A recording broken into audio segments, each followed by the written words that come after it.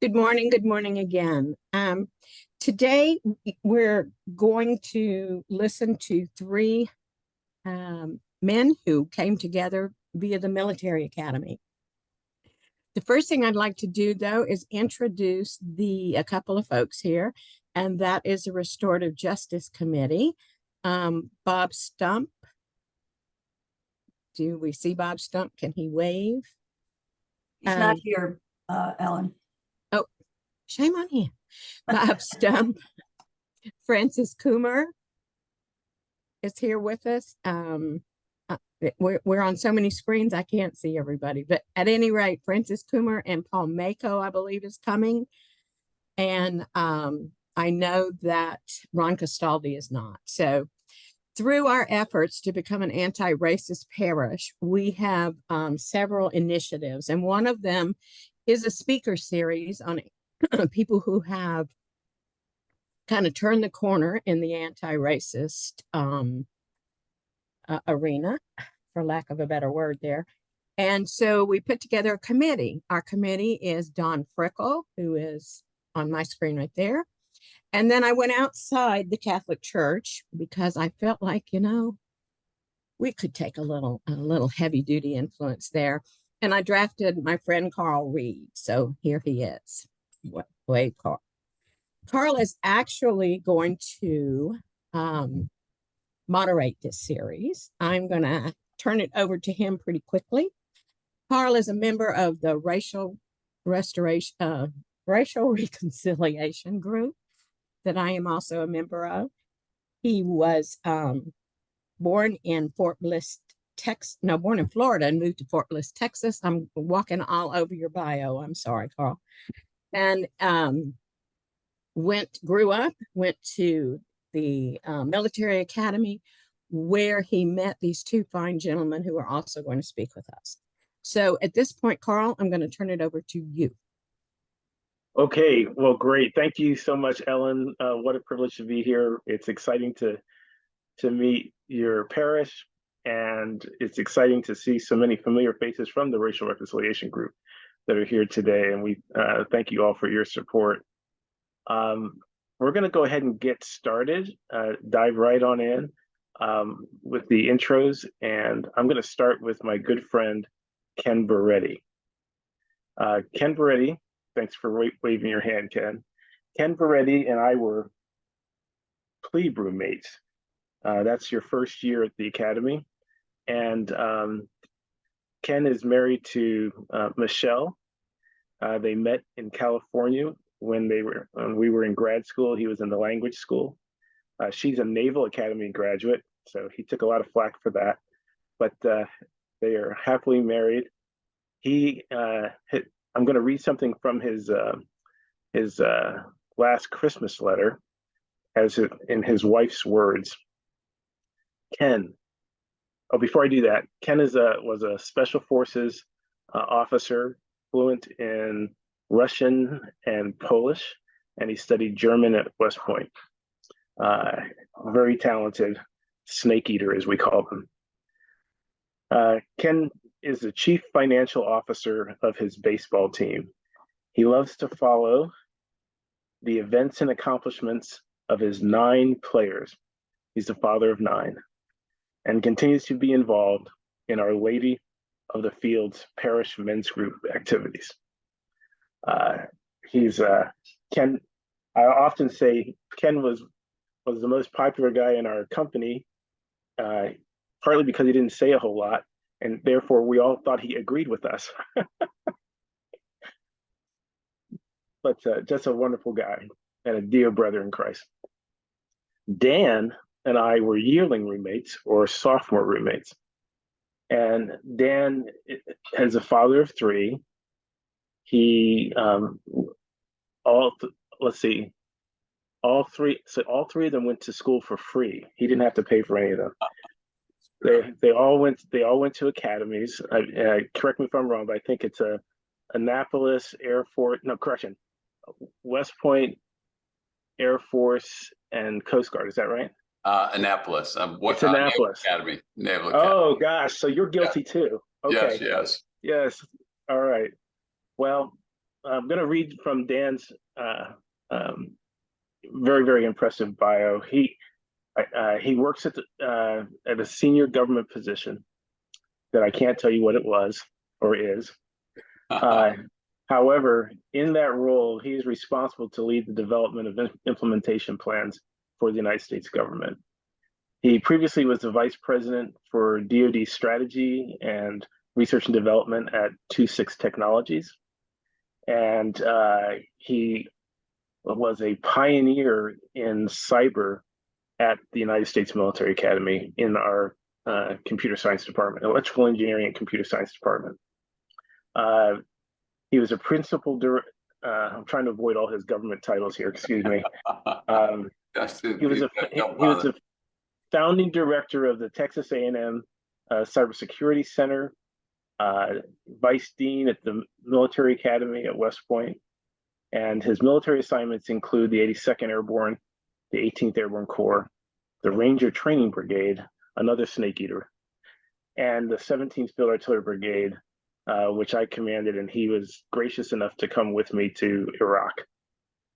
And his combat deployments include Operations Urgent Fury in Grenada, Enduring Freedom in Afghanistan, and Iraqi Freedom in Iraq. What I didn't tell you is he was a permanent professor at West Point who should have been teaching all this time, but he found more deployment time than I did. So both of these men are extraordinary, absolutely extraordinary.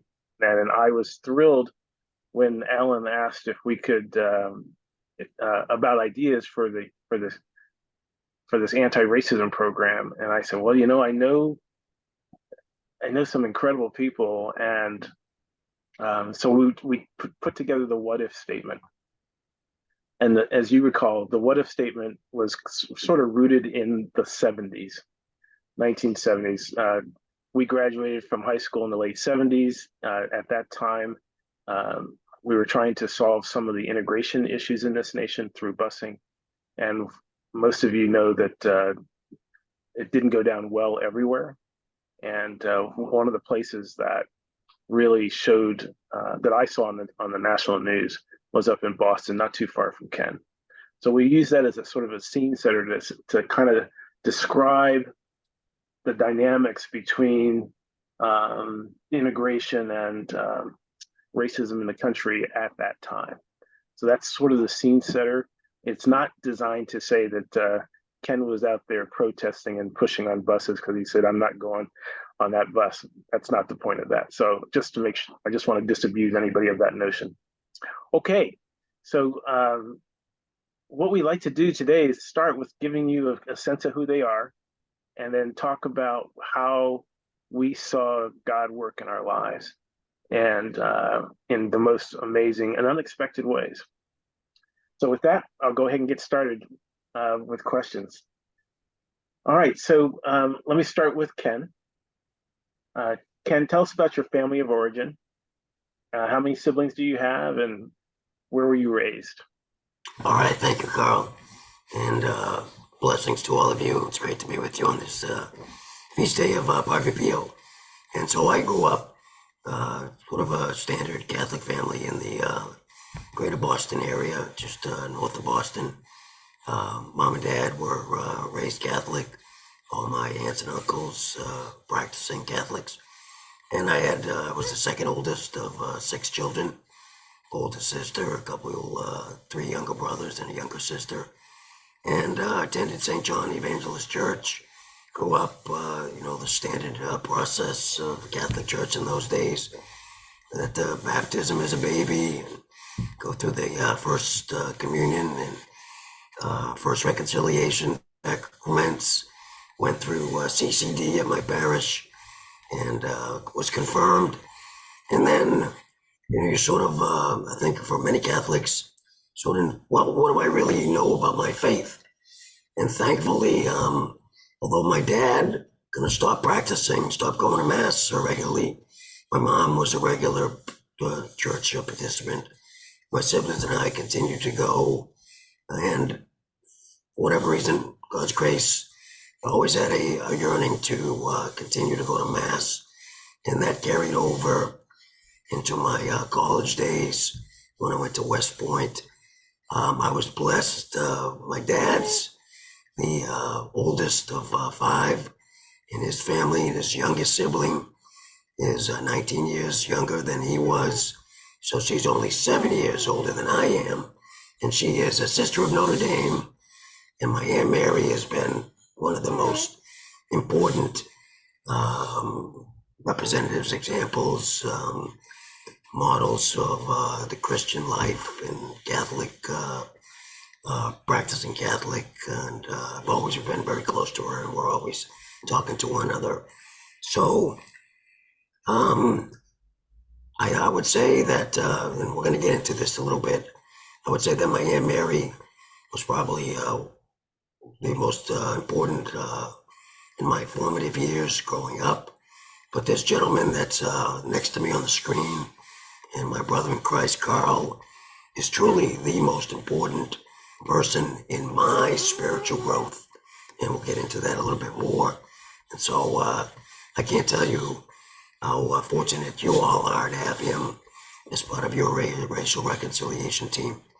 So what I want to do is kind of highlight a couple things about my growing up. Carl mentioned I was aware of the busing situation that was really in the outskirts of Boston, not quite all the way out to Beverly, Mass, where I grew up. I saw it on TV.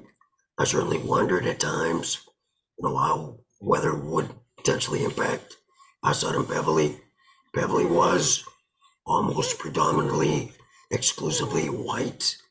I think I had one African-American classmate on my football team.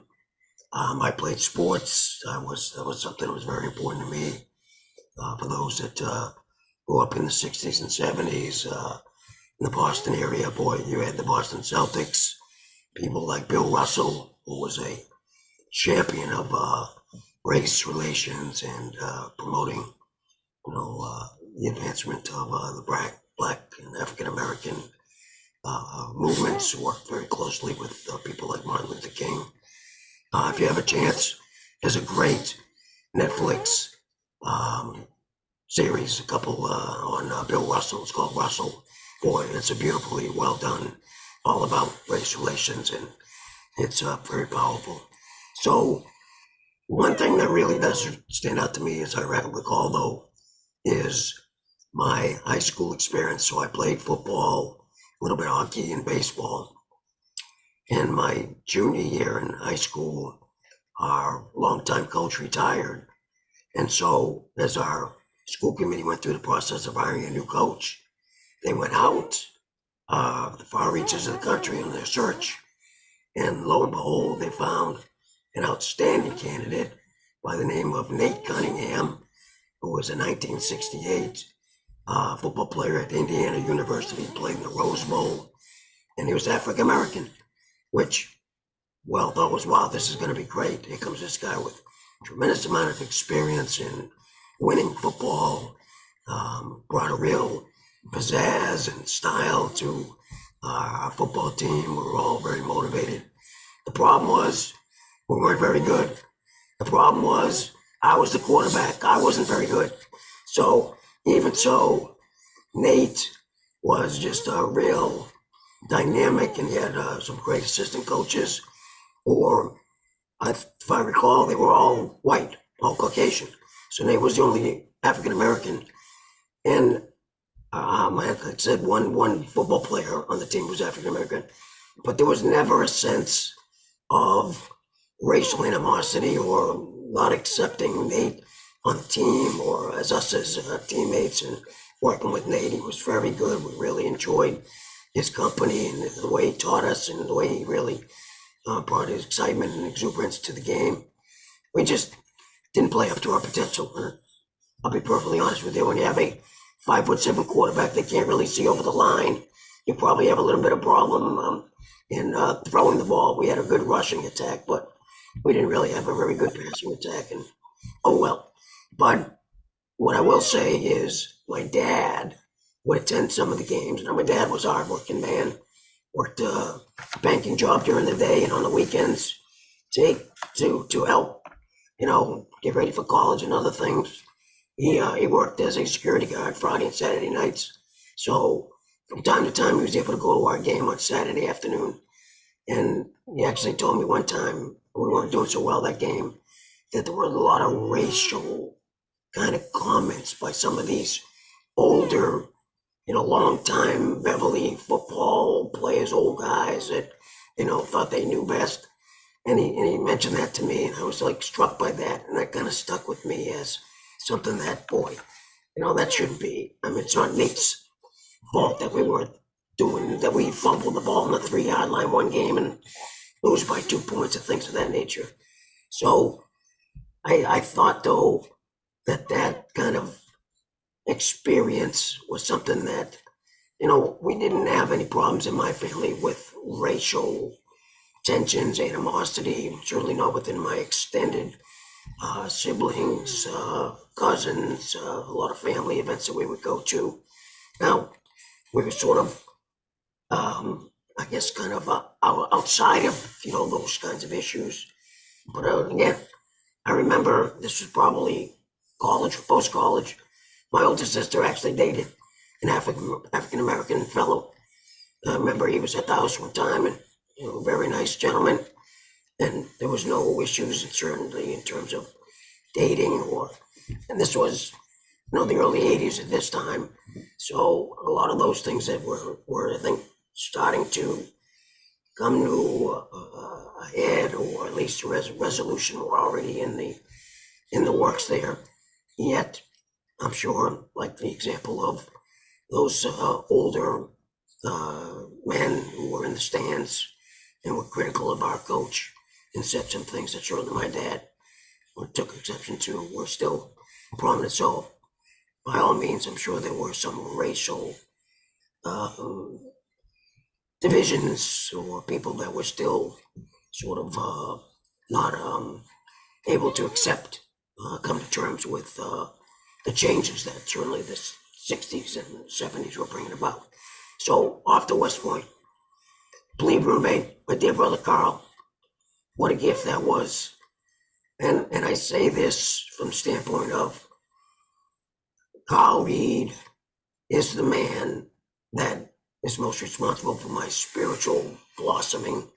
And I use that term with some, holding back, because I'm still learning, I'm still growing, I'm still trying to pursue holiness, and I've still got a long ways to go. And I'm thankful for the sacraments of reconciliation, that try to go to daily mass as often as I can, sacrament of the Eucharist. But Carl is the man who opened my eyes to a personal relationship with Jesus and what that meant. I really didn't quite understand that growing up. I think that's something that we, as a lot of Catholics that I've come to know over the years, based on our kind of cradle to growing up through the church and sacraments, infant baptism and so forth. Sometimes we might be a little bit too young. But Carl opened my eyes to the Word, how to read and study the Bible, and Bible study. Opened my eyes to, we went together on a Catholic parish, Teens Encounter Christ, a retreat with our beloved Father Tom at the time at West Point. And that was just a wonderful experience in growing in faith. So that experience with Carl and other brothers in our company of P3, a couple of football players that I played lightweight football. So I was too small for the big guys, but they did have lightweight football also at West Point. It was very good quality football for guys who were much smaller stature like I was. So I was a defensive back. Certainly wasn't good enough to play quarterback up at West Point, but got a chance to play defensive back, and had a couple of great classmates there.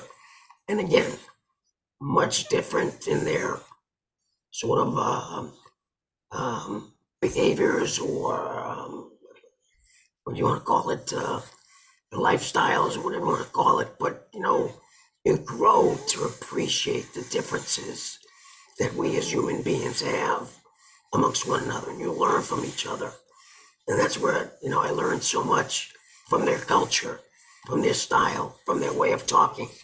from their music, from their dancing ability. And, I kid, but my sister, who was a very good dancer, my older sister, she would often say to me, boy, you've got some black, dancing ability in you. And, it's something that I actually take as sort of a pride thing, or like it, because, you watch our brothers and sisters who have such great, athleticism, dynamic speaking, dynamic personalities, and you can grow so much from those relationships. And that's what my relationship with Carl has been over the years. God has blessed us, blessed me in so many ways.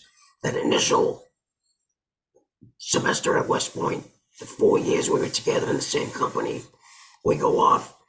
I'm doing my thing in Hawaii and Germany and elsewhere.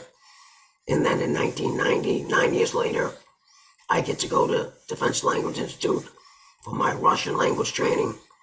Carl is out there at Naval Postgraduate School for his nuclear physics and other training. And we get to spend an entire year out there together. And it was the most wonderful year. Together in Officers Christian Fellowship, an ecumenical group, together studying the Bible in a small group men's setting. I was working with the local parish there on base with younger kids. That's the year I also met my wife. So I would just say that God does not leave any stone unturned for the way that he brings people into our lives. And so every opportunity that we have is a gift from God. The gift that he gave me and my brother Carl and my brother Dan. And we have a great group of men, 20-something of us in our company that spent 4 years together, and we still keep in close touch. We're still getting together periodically. But I would just say that Carl opened my eyes to the love of Jesus as a personal savior, has given me this ability now to be much more open and much more evangelical, sharing. I'm now part of my parish's That Man Is You group. I'm with our Knights of Columbus group. We do a lot of service-related projects. I work with our parishes, walking with moms in need, helping with women who are in need for pregnancies, and young moms in need with things such as bringing together getting donations of diapers or things of that nature. So I'm going to stop right there. And I guess the last thing I would say is all of this. So I'm 64 now. In 2008 and 9, when I was just 50, turning 50, was the first time I had my diagnosis with cancer, that esophageal type of cancer in my throat. Had a great surgery done, got my prosthesis implanted here, and this now for 15 years. I had radiation done after the surgery, kind of went into a little bit of a remission period, at least it was not present. I subsequently had a separate prostate cancer diagnosis, went through that treatment, 2012, all that was taken care of. And then about 4 years ago, my original cancer has come back and manifested itself in a stage 4 lung cancer. So I'm dealing with that now, but I'm so fortunate to have the deep abiding faith that I owe both to God and the graces that God has given me over the years, but also to the men, the people in my life that have been so important to me, like Carl. I wouldn't be where I'm at today without having come to know him, again, through the love and grace of Jesus and all the things that have happened to me. So whatever may happen, God has a plan. I've seen that. I look back at my life, and I think that's also something that, as we look at racial integration, trying to wrestle with things like be it affirmative action or reparations or whatever the case may be, we have to be open to God's calling, his spirit, ask him for guidance, ask him for understanding, you know, some of these things are very difficult. I certainly am not one that can offer a solution per se and know what the solution is. But we can call on God to give us that guidance, give us that understanding and the capacity to love, that charity, that love that is so important. Love overcomes all. We know that. St. Paul tells us it's love. So, and you know, even within our own Catholic Church, we right now see a lot of divisions, you know, about, well, what is Saint Pope Francis? Maybe one day he'll be a saint as well. But Pope Francis is doing, what are some of the things, you know, there's some divisions within the church. You know, some people saying this, some people that, but, you know, there's always been divisions. There's always been divisions, be it through the history of our Lord Jesus Church. And here we are now today, coming together as people of Christ. And so, thank you. I'll stop there and I'll leave it up to Carl to take it from here. Thank you, Ken. Oh my gosh, Ken, you said so many things that any one of them we could spend an hour on. And I know that, so if you're listening, please, I hope you take down your notes for your questions, because I like to have Dan do the same thing first before we go into that. But let me just, Ken, let me just tell you, you just did something I haven't seen done well almost anywhere. And that is you articulated multiculturalism in an absolutely beautiful way. You know, when I was growing up, you know, one of the things that I used to hear as a positive was, I don't see race. And I kind of thought that was a good thing. And, but then I've learned, especially involved with the racial reconciliation group, that that's actually to deny the uniqueness of God's design for each of us individually and the larger groups that people groups that we represent. And so I just, by the way, he didn't get his dancing ability from me. We had Tony Gates and Levi Greer, who were amazing, and I learned a lot about R&B during that time from my roommate later, which was Tony Gates. So, okay, so just for the record, it didn't come from me, although I'd love to take credit for it. Okay, let's go to Dan. Dan, same questions, and tell us a little bit about yourself. Oh my, I knew this was going to happen. How could I follow that? I mean, Ken and frankly, Carl, the impact you've had on my life and the lives of so many, with the uplifting approach you take to everything, you've markedly affected the trajectory of the lives of all that you've come in contact with. And it's just, Ken, the courage, the legitimate courage you're demonstrating over the course of almost a decade now is one of the most inspirational things to see. And for everybody here on the call, you can see that this is the cross that Ken is bearing, and he's bearing it with such grace. And when I think, frankly, I bring Ken to mind. You know, all of us have our challenges in life.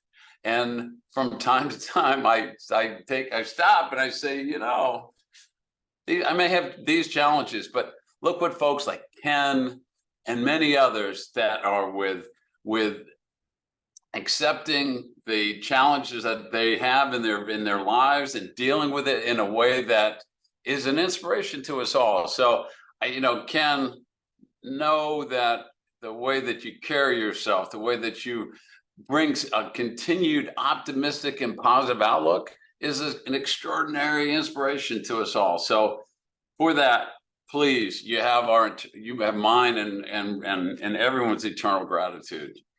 Now to go back to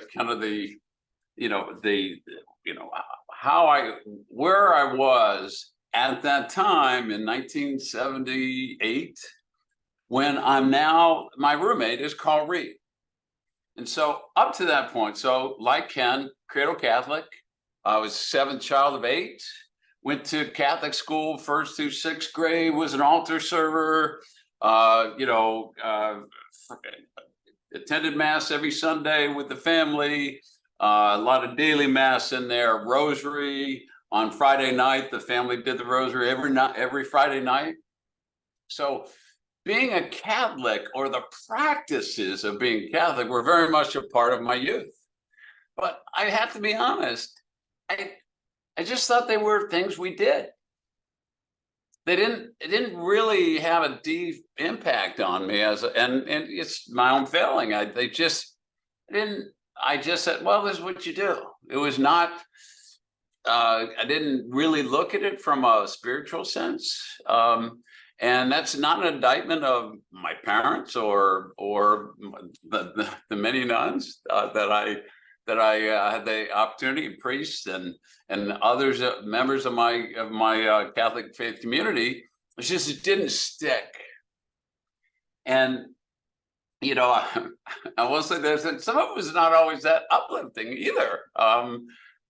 My mom loaded us all up into a station wagon that we didn't even fit into every Sunday by about 7 a.m. because we always went to 7:30 mass.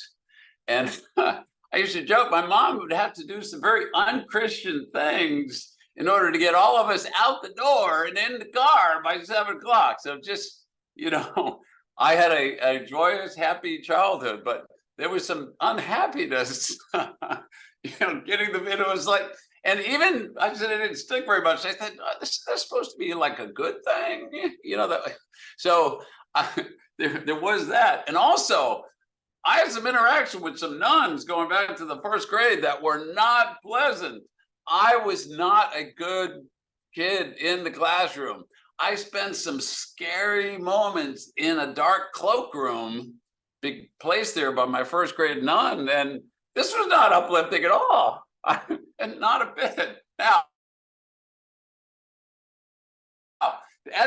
in the 5th grade, I had a nun. I'll just admit to this, you know, I fell in love with this nun, and she brought me in, and I was a bad student. I was making D's. Who makes D's in the 5th grade? And so she brought me into her office and she said, all right, young man, I know you can do better, and I insist that you do better. Now, remember, I'm in love with this nun. I made straight A's going forward, straight through grade school, straight through high school. From that moment, it was a life-changing moment. So I had to give credit where credit's due. For whatever the reasons, that was an opportunity presented to me by God himself, as far as I'm concerned. I still arrive at West Point, still going to Catholic church at, oh, by the way, Most Holy Catholic Trinity Chapel at West Point. So there's a connection here to this, at least by name, certainly. And in West Point ain't easy. And Carl mentioned that Ken was the most popular member of our class. I was not. As a matter of fact, I'm pretty well sure that Carl drew the short end of the stick when he got assigned to me as his roommate for sophomore year. But I had come to know Carl during the first year, and I was like, wow, look at this guy. Like, he's always, you know, there's strife and struggle in the plebe year at West Point. Let there be no doubt. It was no fun. Ken, Carl, you agree, no fun. But Carl, through all this like misery, always had that bright smiling face. And I'm like, what's wrong with this guy? But truth be told, I thought to myself in the sort of, I joked about this in the sort of Harry met Sally moment where she said, I'll have what she's having. That thought came to mind. Whatever Carl has got, I want that too. And so I became his roommate. And I want to make this real quick connection. My dad, a son of the South, and my grandparents on his side, virulent racist. And it wasn't just, African Americans, anybody with any color, not, and said all the bad words and had all the wrong sentiments. So that was my father, who I, of course, like everyone, loved my father dearly. But the benefit of having grown up in the 60s and the 70s, there was a somewhat of an awakening that that's wrong on its face. And so more of a, I knew, even though this was a message from my dad in particular, somewhat my mom, but mostly my dad, it was wrong. So in the abstract, I knew that racism was wrong, but it was completely in the abstract. It was never tested in any way because there was 4 African Americans in my 500-person graduating class from high school. So it wasn't as if, and I wasn't presented with busing issues, and it was just, it's not there. It was, so I had this, I believe I was fortunate, my brothers and sisters kind of brought to bear this perspective that racism at its core is wrong. So I adopted that, despite the fact that at least from the parental influence, would lead me another way. But that was in the abstract. And the point being that it was through my relationship with Carl that abstract notion that racism is wrong was validated.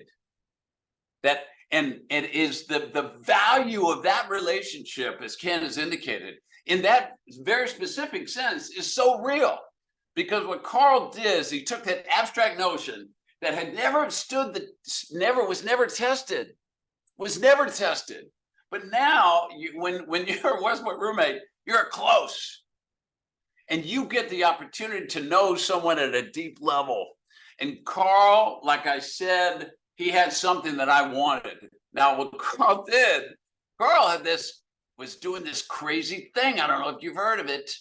He actually read the Bible. Now, I'm a Catholic. We're all Catholics here, most of us, and we don't read the Bible.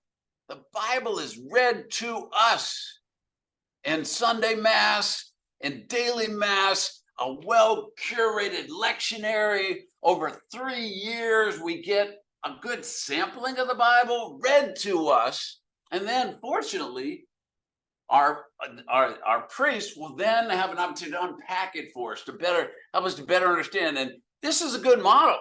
I'm not denigrating that model. I've been a lector myself. I've read many of those curated scriptural passages that if you go to daily Mass and you go to Sunday Mass, you're going to get 15% of the Old Testament. You're going to get 70% of the New Testament, and you're going to get almost 90% of the Gospels. So this is a pretty good sampling, right? And I think we're all uplifted by this. We all, as Catholics, get so much of a gift from God through Scripture as read to us and interpreted to it for us in the context of Mass and daily Mass. But again, it's read to us. There's this notion of Bible study. So I witnessed Carl reading the Bible and was like, wow. And truth be told, that in and of itself, the way that he carried himself, the fact that he was wed to Scripture and he was comfortable reading it and interpreting it for himself and for others, that was life-changing for me. It was life-changing for me. And I will tell you that the trajectory of my life was forever changed. And I went on a long run this morning. Give me an opportunity to unpack some thoughts. And I will tell you this, I would not be alive today if it was not for the grace of God bringing Carl Reid into my life. I would be dead of cirrhosis of the liver or other afflictions associated with alcoholism, because I am an alcoholic. I'm very fortunate that I've not consumed alcohol in 34 years, but I'm absolutely an alcoholic. I would have been dead by cirrhosis of the liver, or to be completely honest, dead by my own hand. Dead by my own hand. I've had suicide ideation for many years in my 20s. And I'm certain without the faith that Carl helped to grow within my heart, within my soul, I would not have had the strength to carry on. So you wonder where did that come from? Where that came from for simply this. My mom and dad did the best they could with the 8 kids that they had the blessing to raise. But for whatever reason, it was an environment. It was not an abusive environment. I want to make sure that's clear. But it was an environment where there was no unconditional love. There was love that was doled out in measure due to achievements and accomplishments. And in a context as that, what happens is, in this specific context, I became absolutely dependent upon external forms of validation. Like, without external forms of validation, because of the way that the environment in which I was raised, in which love was conditional, I saw two of my older brothers that weren't crushing it in terms of low grades or sports or what have you, and I said, "Ooh, they didn't have a good life." And so I was blessed and fortunate that I did have the ability, as teased out by my 5th grade nun in particular, to achieve in the classroom, to achieve on the sports field, to do things that gave me external validation. Now, it may seem like a good thing, but I'm telling you, it put me in a circumstance where if I found myself, both as a youth and into my 20s, certainly, where I was not getting external validation, I questioned my reason for being. And so I would gravitate from being, in some respects, uplifted by my faith, justification by faith alone. Carl, thank you for that, because that's unconditional love. That's love. That is God's love. That's God's grace for us. And that is such a powerful, uplifting notion that we don't have to work for God's love. Now, we're Catholics, and we believe, we can't forget, James tells us, faith without works is dead. And I agree with that too. And these are not incompatible notions. These are not incompatible notions. But Carl helped me to come to grips with that. God will love me, will love us, will love all of us, irrespective of what we do or don't do. In particular, he's looking for us to have faith. And that faith will bring his grace to us, will justify us. And it is Carl that opened my eyes to that extraordinary, unbelievable, because really, if you think of it, it almost doesn't make sense. But it is so true, and it is so valid. And it is a gift from God through Carl. And I would never have gotten this without Carl. Never in a million years would I have ever gotten this. Okay, Dan, I'm gonna interrupt you here because you're making me uncomfortable here. Okay. So Dan went off the reservation. Ken did too. We said this is not about Carl. This is about what God did and what he did. And I love you, brother. And I thank you because you just shared your heart with us, and we all felt it.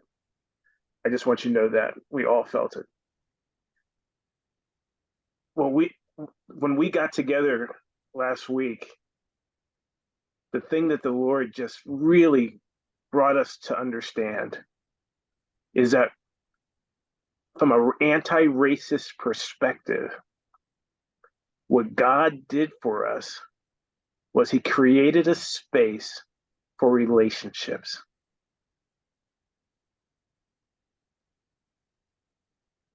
He created a space for relationships.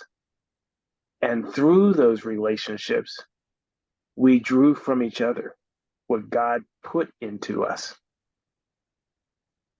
Dan didn't say it, but my best semester was living with Dan because he was so brilliant. And I just was competitive enough that I wanted to be as good as him. And so that was my best semester. And what Ken didn't tell you is that when I started out at West Point, I didn't have high school calculus. And so I was doing very poorly in calculus. In fact, my professor came up to me at the end of the class one day and said, "You see these grades back here? These are yours. You're in trouble." Ken was a brilliant mathematician, and he explained calculus so easily. He made it simple. And from rooming with Ken, I got straight A's in calculus. And because of Ken, because of what God put inside of Ken, and what I was able to pull from Ken was straight A's in calculus, which was the Army's criteria when I was leaving Korea for graduate school in the field of nuclear engineering and nuclear physics. They screened the record and they called me and said, how would you like to go to grad school? It was because of my time with Ken. And the rest of my grades because of Dan. But back to the point, it's what this relationship thing is what's so special. And before we go, we're going to transition to questions, but I also want to make a point because the Racial Reconciliation Group has been involved with celebrating the 75th anniversary of Truman's executive order, integrating the military, integrating the federal workforce, and legislation that he was able to get through Congress, expand the role of women in the military. God used President Truman. Most of you know he's from Missouri. Most of you know his family were slave owners. He called his mother, in office, he called his mother an unreconstructed Confederate. He was known to use negative terminology with blacks, widely known as documented in his library. But something extraordinary happened when he became the commander-in-chief. One of the most wonderful things about the military is this idea of command authority and command responsibility. And you are responsible for everything your unit does or fails to do. You're responsible for the welfare of your people. And once he put that hat on as commander-in-chief, he started to change. And so at the end of World War II, when our soldiers came back to a Jim Crow America, he couldn't take what he was seeing. Yes, there were lots of forces, civil rights forces pushing on him. But what the catalyst was, his George Floyd moment was the blinding of a veteran, African-American veteran in uniform at the hands of police. Blinding from beatings. And it was not the only one. But as a commander, these were no longer those soldiers, they were his soldiers. And that is what caused him to decide that at the risk of losing the re-election, he was going to integrate the military.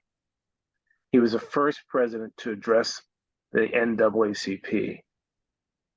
And I grew up in that environment.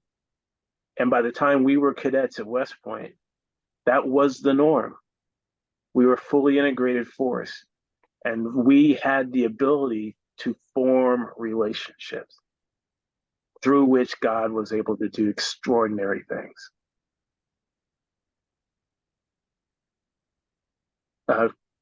Ken mentioned that he's got cancer. One of the things you can't tell because of Zoom is that something supernatural happened to Ken. You know, my mentor used to say, you can get bitter or better when life challenges come your way. Dan, same thing.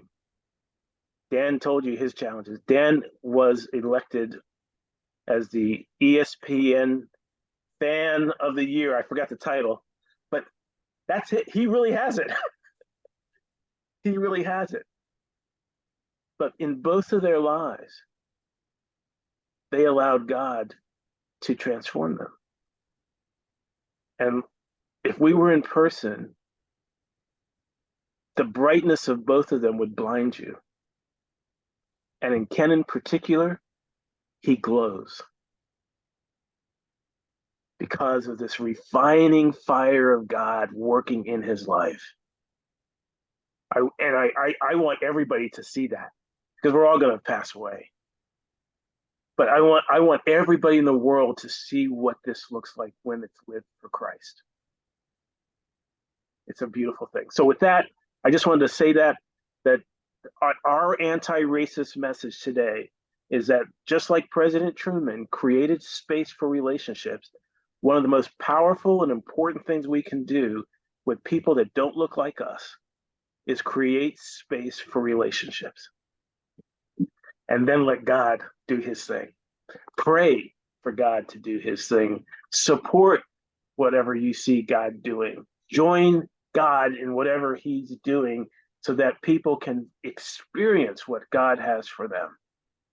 So with that, I'm going to turn it over to Ellen, who's going to facilitate the Q&A. And thank you all again for allowing us to be here. I hope we are on theme, but if you heard Dan's heart, you heard Ken's heart, I hope that blessed you as much as it blessed me.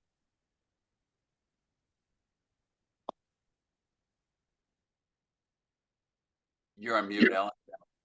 If, if you have questions, please send them to me in the chat and we'll pass them on. I would like to ask though, when you first realized, before you knew each other, when you first realized what a minority at West Point African Americans were, and how was it easy to be a roommate? Was it hard to be a roommate? Did you stand out? I know Carl and I have discussed that a little bit, that maybe Ken was surprised, maybe he wasn't, but he never let Carl know he was surprised.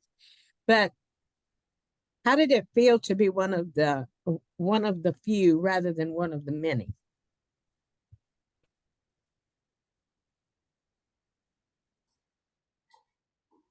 Carl, you're on mute. Is that for you? Yeah, Ken, why don't you take that since you got the short end of the straw first? Well, I guess, I mean, to answer it, I guess, so I was one of the many, I guess, in terms of the numbers. I don't know what the percentage was of African Americans in our class, or I guess within our company, there were 3, right? You, Tony, and Levi. So 3 out of about 30, so 10%. I don't know if that was the overall number within our class or was a little bit higher. It was a little bit higher in our company. Okay, but no, I never really thought twice about it, and I guess it was just thank God for my upbringing, the fact that while I said I did see the struggles and the challenges in some communities with forced busing, and I, you know, kind of in hindsight, I probably was watching that and thinking, boy, I'm thankful that, you know, I'm not being bussed out of my high school to another high school where I, you know, would struggle to know people or would have challenges of the sort. Then I can only imagine how difficult that might be for people at West Point. You know, I saw some of the most impressive people there were African Americans, be they some football stars, basketball stars in our company. Although, as plebes, we're being hazed quite a bit. We're struggling just to survive. But you see a man of a cadet by Don Lewis, who was this big, burly cadet, first year cadet, senior cadet. You know, that was very impressive and that very so intimidating, but also just carrying himself with such strong dignity. You know, so I guess I never had any you know, issues. And thank you. when I met Carl, it was just, well, I'm just thankful to have a brother like this as my roommate. I could just echo that. And, you know, interestingly, we did have 3 African Americans in the company, and it was a complete non-issue. I mean that. It really didn't even come, literally, I don't think it even came to mind. Like, as I walked in, like, oh, I'm living with an African American. Never occurred to me. And I'm not looking for a halo. It's just, I think in part because Carl was not solitary. There was there's two others in the company out of about 30, so 10%, right? And as a quick connective tissue, later on, many years later, when we're designing the distribution of women, as it turns out, into a course that all cadets taught, we did a trial. We never did a study. We should have, where we ensured that there were no less than 4 women in each class of 16. Now, what that meant is there were some classes that didn't have any women at all. But what we wanted to avoid purposefully is the circumstance where there was 1 woman and 15 men, because I'm not a behavioral scientist or psychologist, but there's theories that say that individual then has the burden of responsibility for that entire group, whatever. So critical mass theory, I think, is the term they use for it. The anecdotal evidence was off the charts great, that the women in those classes, even though they were a strict subset, because it was 4 of them, they didn't feel like they were representing all of womanhood in those classes. So perhaps that was part of the phenomena in our own little microcosm. 30 cadets, 3 were African American, but it was really almost didn't come to mind. But only it was after a time, we're like, oh, I'm living with African American, and look, this is validating the fallacy that racism is. So, because of your relationship together, the 3 of you, did you feel like you ever got any negative attitude from other people there? Was there still a little bit of a bridge there? I'll say no. And it would maybe be a better narrative if it was yes, but totally not. Never. No, I mean, Carl, I'd be anxious to hear if you felt so, but I never. Not a very a discouraging word was ever heard in my mind. Yeah. So I've been thinking about this for lots of different reasons, Ellen, and I have a brother, younger brother, 9 years younger than I am. So I am also one of 6, like Ken, and my sister's the oldest, just like Ken's. And then there's 5 boys, and I'm number 2. My brother went to West Point 9 years later, and the world had started to change.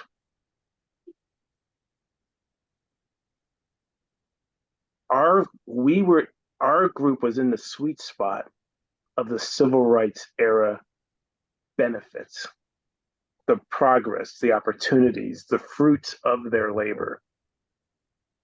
But the world began to change.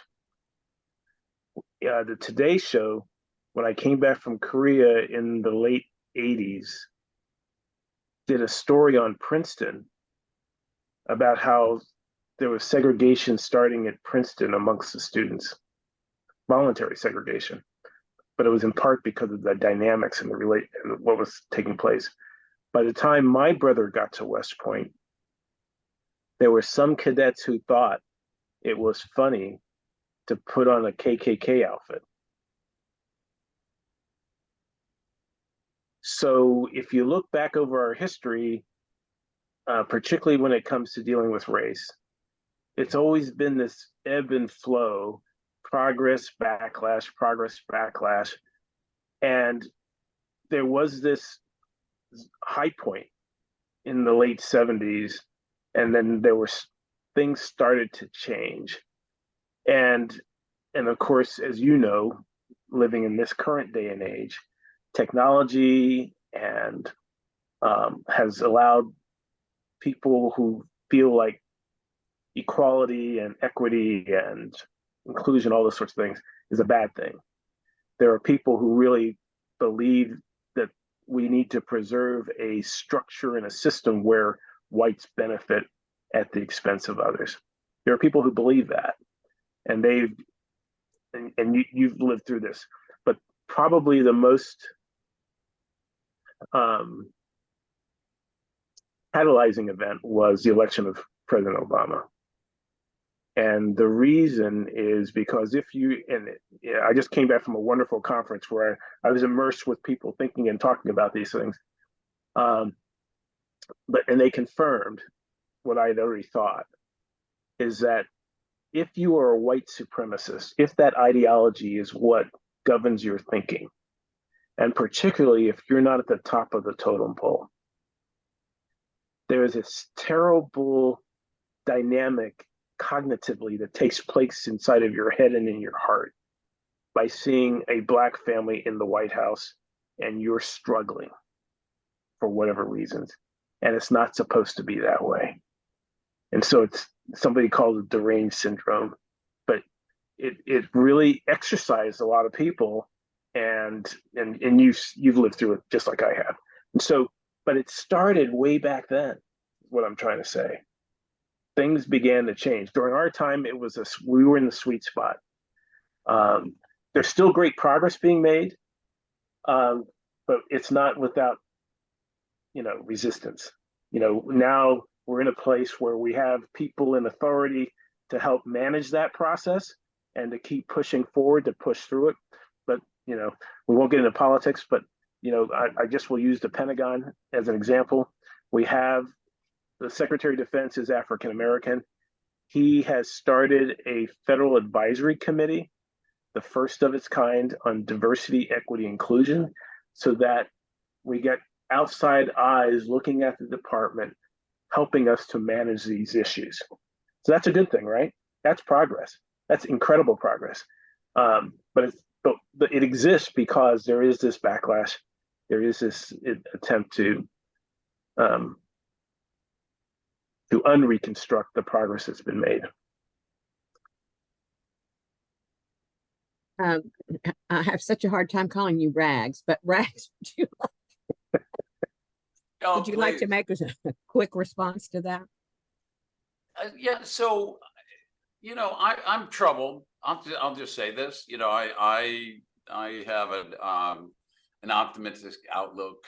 I believe that our way of governing ourselves is, the worst form of government, but it's better than all the rest.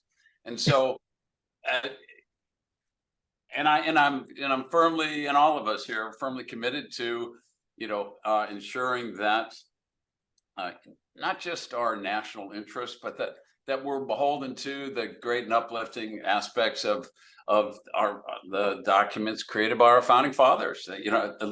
And so, but I am troubled in that because of, Carl mentioned technology, but we're now in an era where people can comfortably make statements publicly, even, that would never have been tolerated in the 60s, 70s, 80s. Just hard stop wouldn't. I mean, so they were forced into at least out of they weren't part of the public narrative. Now we have a substantial or a sufficiently significant number of individuals and groups that feel very comfortable making, white supremacist statements and clearly racist statements, and they're comfortable doing so. That troubles me greatly, because that is not forward progress. That is, we've taken some steps forward, but that's, I believe, taking some steps back. And without bringing politics into this, I think elected officials have a responsibility to not pour gasoline on some of those fires as they're burning. I think elected officials, frankly, have a responsibility to not tear down the democratic institutions that are so essential for this country to be held together. So again, without making a political statement, you did ask, and I'll tell you, this is the gravest concern to our national security, I believe, that currently exists. It's not hypersonic missiles in China. It is that the American populace is being pushed to the extremes by forces, some of which we know, some of which we should frankly more readily acknowledge, both domestically and internationally, that are pushing us to the extremes. And this country divided, I think, as Abraham Lincoln eloquently said, will not stand. We have to find ways through relationships, back to Carl's this is what this whole experience has brought to me. Is it's about relationships with others that validate the objective truths that we know to be true.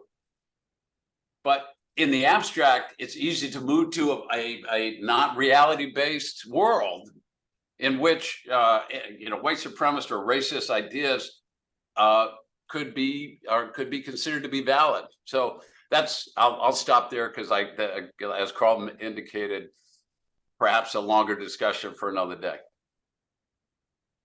So was there a time when you fully realized the greater influence of racism in our country and the white responsibility for it? So Ellen, if I could, can I focus that in terms of time frame to, let's say, within the last 20 years? Was there a point in the last 20 years where you, given that we were in the sweet spot, at what point in time did you realize the rest of the country wasn't with us? Right. Well, Carl, you mentioned the election of President Obama. So I think that was, now it's almost 15 years ago, 2008, right? So I think that was certainly a defining moment. I grew up in Massachusetts as a Kennedy Democrat. That's what my family was. They loved the Kennedys. JFK was certainly a hero to my family. And then when Robert F. Kennedy, he was a great hero and certainly a civil rights proponent. Tragically was murdered same year as Martin Luther King. And then Ted Kennedy. And Ted has a sort of a different kind of background, I guess you could say. But growing up in that time, you grew up in Massachusetts as a Kennedy Democrat. So I was kind of a Democrat growing up. And even in the 1980 election, not to get deeply into politics, but just to kind of show you my thought process, I was for Ted Kennedy. He didn't get the nomination over Jimmy Carter. And then President Reagan won. And then certainly President Reagan turned out to be, in my estimation, a very fine president and a strong conservative. And I think it was during those years also that I became more conservative. And a lot of that was also part of the abortion issue that, from the Roe v. Wade and how that played an important part in my beliefs and certainly within the Catholic Church. And so I've always looked at abortion as a very, if not the most important issue in voting and so forth. So, but I take that up now to 2008, and I'll go right on and say I think I was a John McCain. I thought John McCain was a fine senator and would have been a great president, and was certainly voting for him. Not that I was against President Obama because he was African American. Again, Democratic. The values and their platform always has been a concern to me. But I thought that was a wonderful outcome for our country. That finally we have, come to a point where we can. That was great for our country. We can elect an African American. That we're sort of getting beyond some of the problems that have really structurally, certainly from the racial perspective, have haunted our country for so many hundreds of decades or hundreds of years and decades and decades. But as you noted, there was a backlash, and that backlash certainly has continued. And then in the 2016 timeframe, again with President Trump and certainly some of the issues that have come forth through that, we really have seen, and I've seen in my eyes and my thoughts, we have not come as far as I thought we had come from the civil rights movement.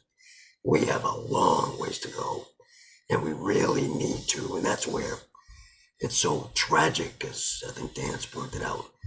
we've got the extremes that are really speaking most powerfully and sort of muddying the waters or causing us not to be able to come together and compromise and looking for real solutions.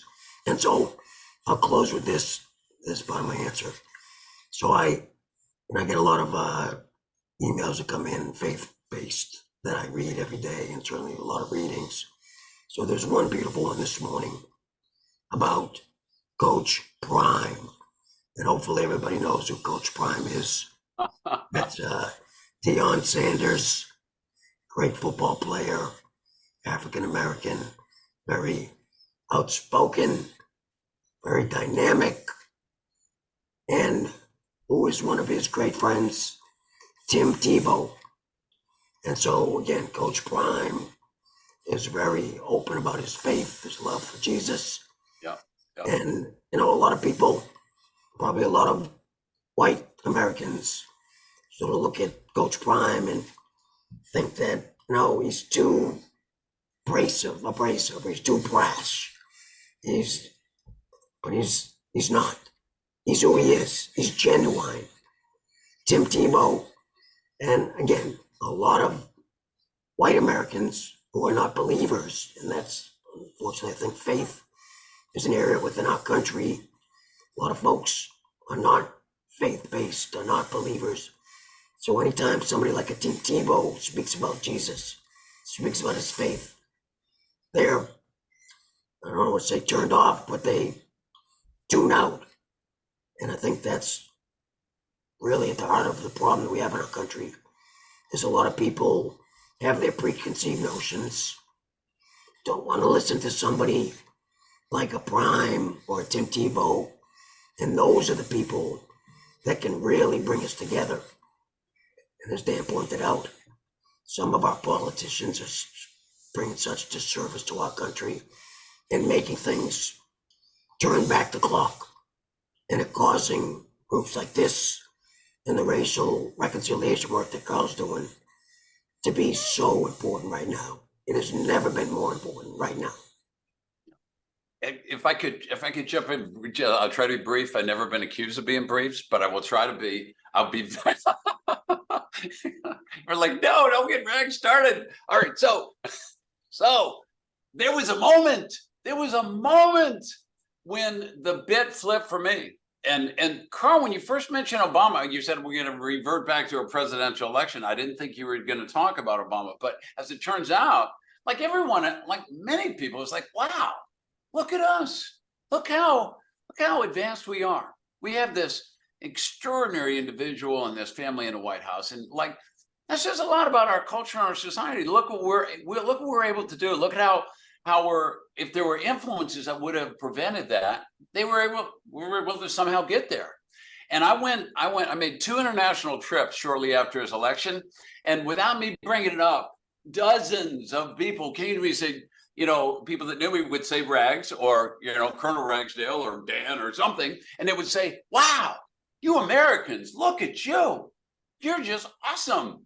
Like, and I wouldn't solicit this, but it was like one after another, people that I'm getting a chance to get to know were giving me, and, for whatever reason, somehow credit for what we had done as a country. So I'm all in on this. So his first inauguration, his first, what do you call it when you speak to Congress? State of the Union. State of the Union. I'm like quoting in real time from that speech in my social media. Carl's going to stop me, but I'm almost done.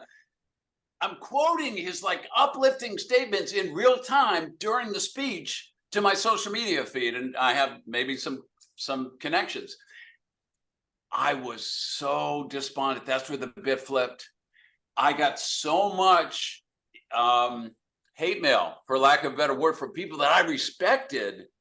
It was clear to me that they did not respect this president. And it was a cognitive dissonance. Like, I like this guy or this gal, but they're saying these things that are clearly, in my mind, racist. And that's where the bit flipped for me, that there is people in our culture and society that feel comfortable making racist statements, either publicly or privately. And I'd never seen it, never experienced it until that moment.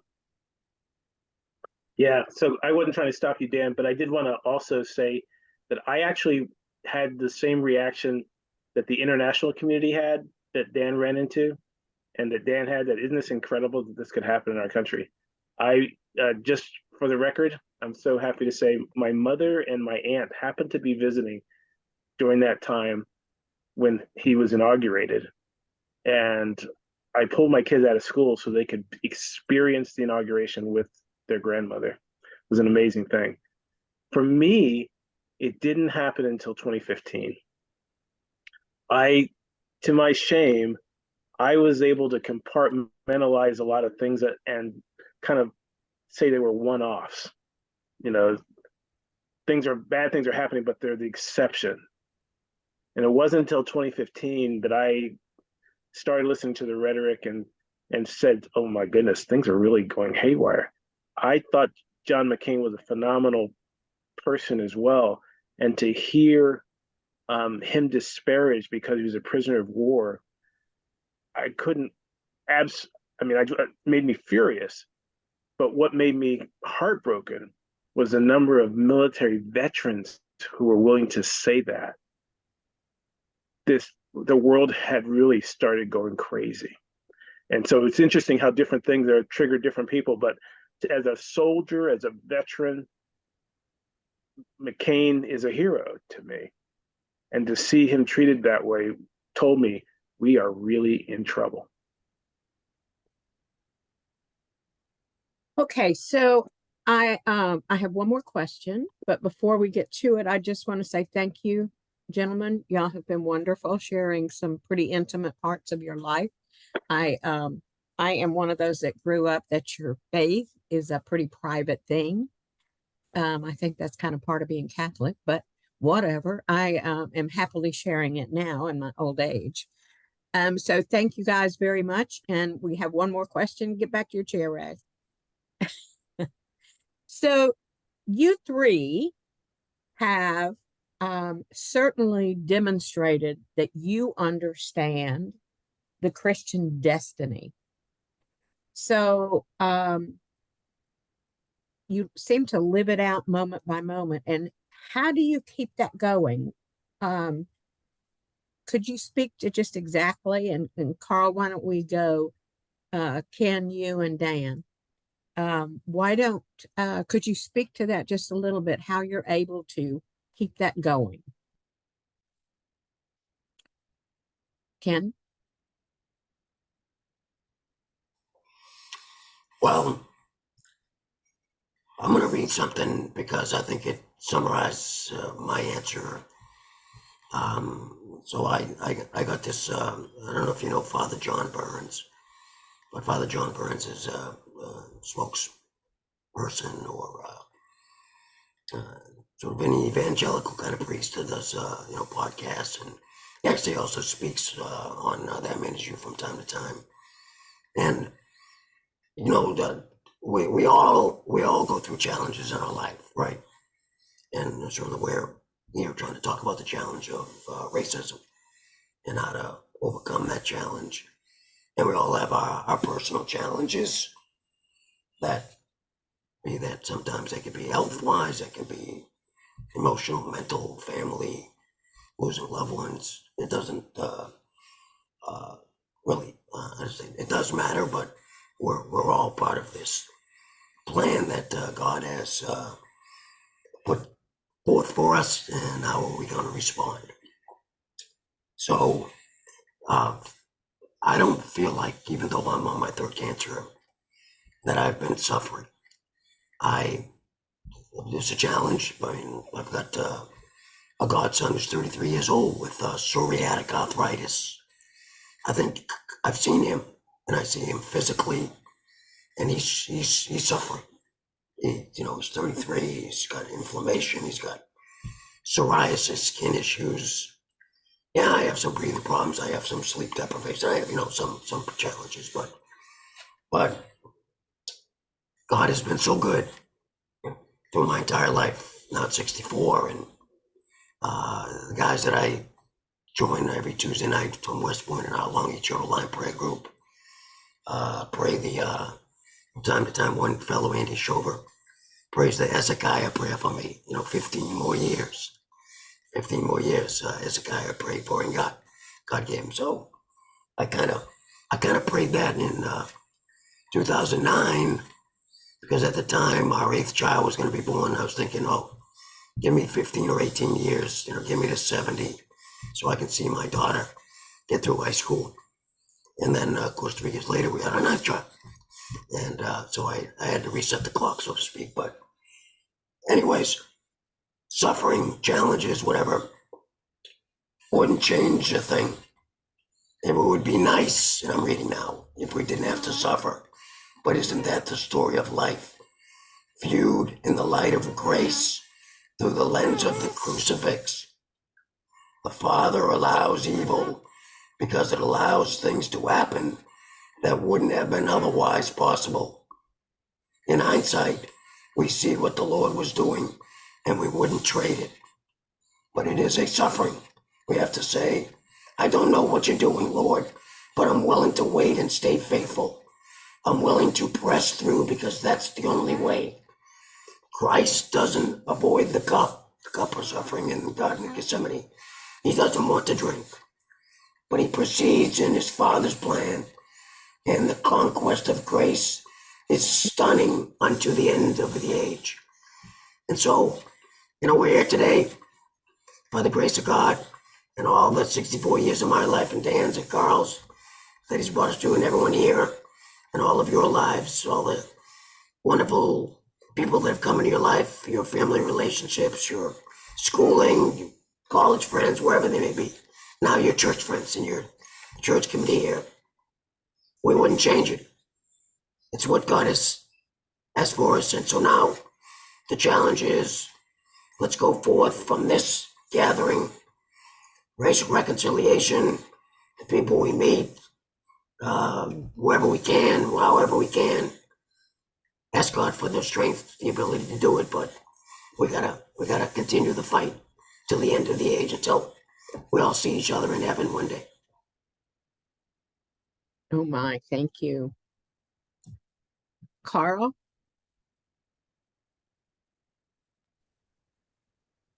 Thank you, Ken. Yeah, I just wish you could be in a room with him and hug him. I was there's a movie that's out called The Jesus Revolution. I don't know if any of you have seen it.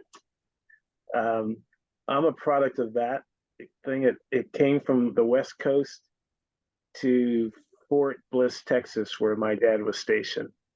And I was about 12 years old, and the singing group in the movie, Love Song, came to my base, and they had a concert. And I went to the concert, loved the concert. And they said, hey, if you wanna meet the musicians, come back Saturday morning at 8:00. You can have breakfast with them. I'm 12 years old. I get on my bike. I ride to the chapel. I get there. I'm the only one who showed up. And I said, this is great. I have them all to myself.